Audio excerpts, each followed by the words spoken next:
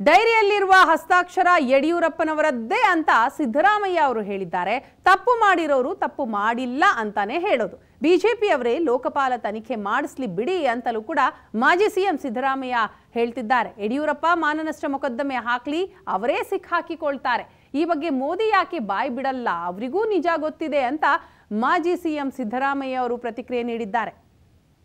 ಯಡಿಯೂರಪ್ಪನವರ ಹಸ್ತಾಕ್ಷರ ಇದೆ, ಅಲ್ಲಿ ಯಡಿಯೂರಪ್ಪನವರ ಹಸ್ತಾಕ್ಷರ ಇದೆ, ಗೊತ್ತಾಯ್ತಲ್ಲ. ಅದನ್ನ ಈಗ ಹೆಂಗು ಲೋಕಪಾಲರು ನೇಮಕ ಆಗಿದ್ದಾರೆ, ಲೋಕಪಾಲರು ಕೊಡ್ಲಿ, ತನಿಖೆ ಆಗಲಿ, ಸತ್ಯಾಸತ್ಯತೆ ಸತ್ಯ ಅಸತ್ಯ ಗೊತ್ತಾಗ್ಬೇಕಲ್ಲ. ಇನ್ನೇನು ಓನ್ ಮಾಡ್ಕೊತಾರೆ, ನಮ್ಮ ನಂದೇ ಸೈನು ಅಂತ ಒಪ್ಕೋತಾರ? ಒಂದೇ ಕಡೆ ಒಪ್ಕೊಂಡಿರೋದು ಯಡಿಯೂರಪ್ಪ, ನಾನೇ ಮಾತಾಡಿರೋದು ನನ್ನ ಮಾತೆ ಅಂತ.